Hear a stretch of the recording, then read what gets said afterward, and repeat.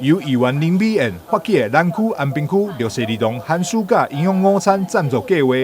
温馨又有意义的活动受到各界肯定，纷纷加入赞助行列。其中以康黄金慈善基金会出钱出力上济，每一届举办拢大方赞助。另外，还有台南市妇女联合会以及国际西主会300 D 湾区、第6专区、第10分区等公益团体，也是连续侪档相挺，共同来做爱心。真的非常感谢在后面默默支持这个一个就是关怀的一个动作，这个活动就是除了我们护理联合会有美狮子会，还有狮子家庭之外，我们还有康环金爱心会，它后面支持的最大的力量，康环金爱心会他们长期就是监助我们的一些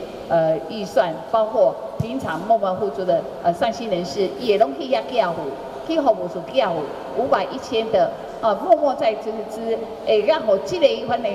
这个关怀能够这个爱心继续传承下去。暑假、寒假的营养午餐我们都非常的注重，那也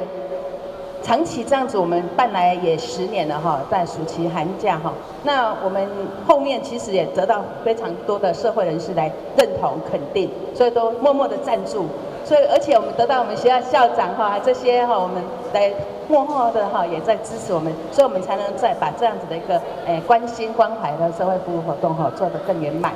随着暑假进入尾声，这个活动也将圆满结束。主办单位特别邀请参与计划的小朋友来到议会大厅，甲赞助活动的阿姐阿姨做伙用餐，并送给小朋友礼物，为因加油打气。我们这个活动已经是持续了10年